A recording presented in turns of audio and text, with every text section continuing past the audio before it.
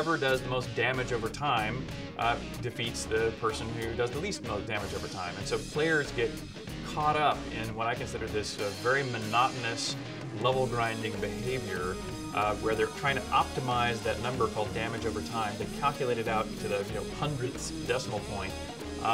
And instead of being a game where you're thinking about the world that you're immersed in, you're micromanaging the numerical minutia of your character, which I personally think is not fun.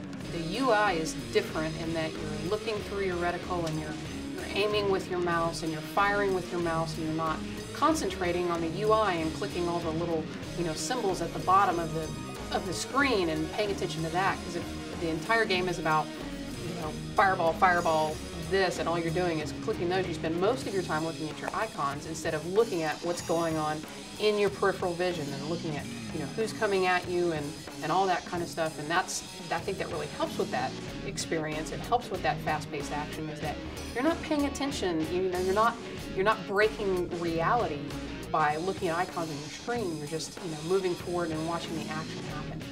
If nobody ever commented on the user interface, it would probably be the best user interface in the world, because everybody would just be playing the game at that point. Nobody would be asking, how do I accomplish this thing?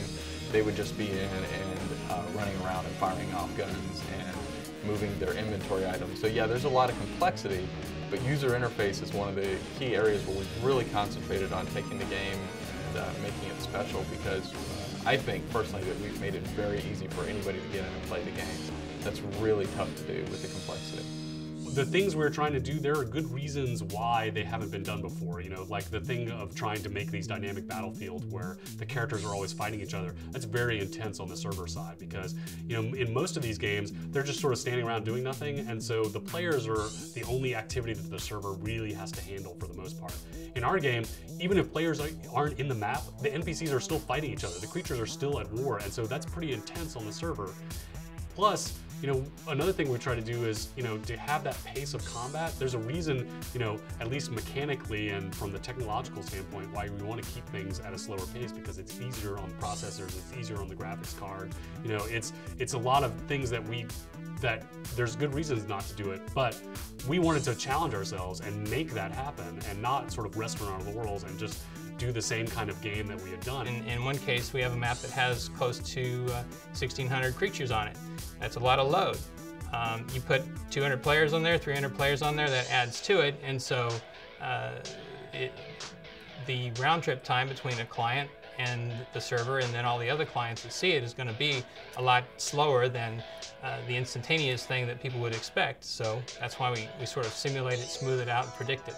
We actually encourage the player to keep the pace of combat up, to chain together pieces of combat, to kill more targets in a row, to keep that keep that action at this sort of just the very edge of your comfort zone, that just sort of bleeding edge of action. We actually give you experience point bonuses for doing that, and we actually put this, like, if you watch the gameplay, there's like a little flaming skull that appears at the bottom of the screen that has like a ×2 or a ×3, and it goes all the way up to ×6. And so if you chain enough combat sequences together, you can get like 6 times the experience points. And so, what we find is like players really want to go for that because they can level up faster. And it's a great example of how, we want you to like really keep that pace up and enjoy the action and not just sort of methodically, plod along. But on the other hand, we have to handle the load demands of thousands of players on the central server instead of just 64.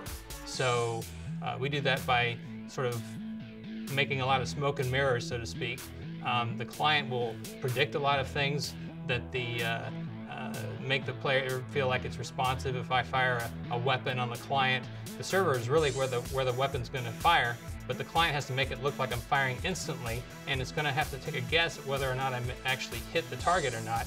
The server will actually decide, yeah, you did or you didn't, and then tell the client, but in the meantime, the client's not going to wait for that reply. It's going to have to sort of predict it or just simulate the fact so that it feels responsive.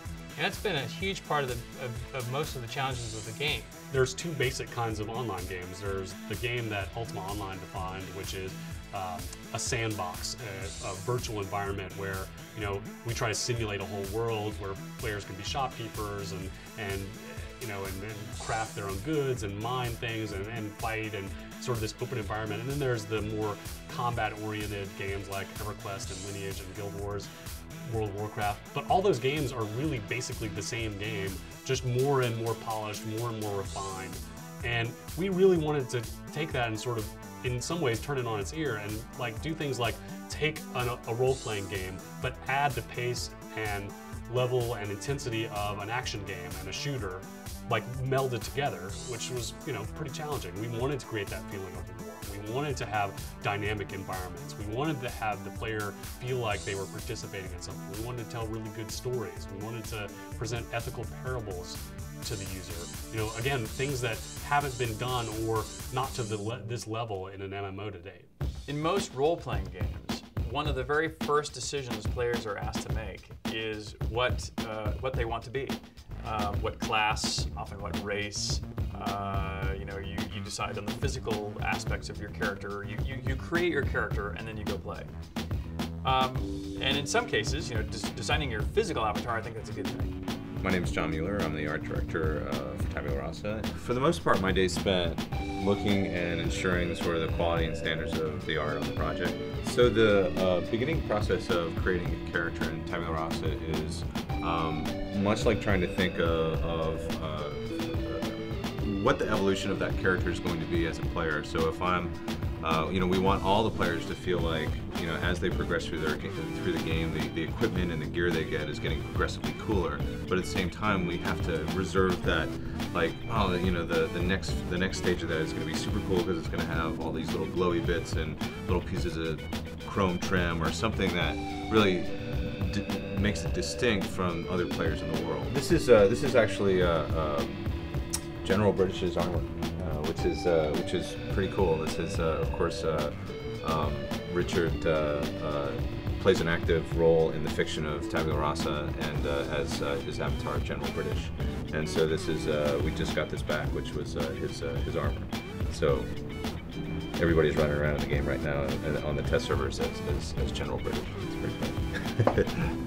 He's even got spurs because he's from Texas. From concept to finish, we always try to keep the work fresh, and from the animators to the modelers and the texture artists, we want them to add to it and also really, you know, to give things personality and not to, you know, it's not a production line. It's very much everybody has their hands on it. And, you know, they get to, you know, sort of have input and you know, really kind of make every piece of art in the game feel like it was, you know, really loved and you know, cherished by one of our artists, so that when you're running around TR, you know, the entire world feels very alive and feels very, you know, feels very homey. It doesn't feel like it was, you know, put together quickly or without care. We can get an idea of just, you know, how things are going to look when they're in game, and that's very important for us from a production standpoint. As we're developing this content, we need to be able to see what is it going to look like in game. Could probably get his head on him as well. Hey Joe, what do we call Richard's head? It's Avatar, Hume, M, Face, British. Richard? Well, it's actually General British. Actually, who it is. Yeah, You know, yeah, Richard's pretty much been a character in his games for the past 20 years, going all the way back to Lord British in the Ultima series. And so, you know, creating General British for, you know, 2007 Tabula Rasa was really a lot of fun, and everybody who got to work on this little project, it was kind of one of those fun things that it was just a lot of fun because Richard's such a character, and so great to you know, work with him on this project. That, you know, getting to immortalize him in 3D was a real honor and a lot of fun. When you see this character in Tabula Rasa, it's most likely going to be Richard playing him, because of course it's his avatar. In making a decision like, you know, would I rather be a soldier or a doctor or whatever other, you know, character classes might exist within a game, I think to make that decision before you've ever even seen what the game is about and seen what that profession really means to a player, what kind of activities would be afforded that kind of player. I think making that decision before they play the game is exactly backwards. In our game, everyone starts out as a recruit, and it's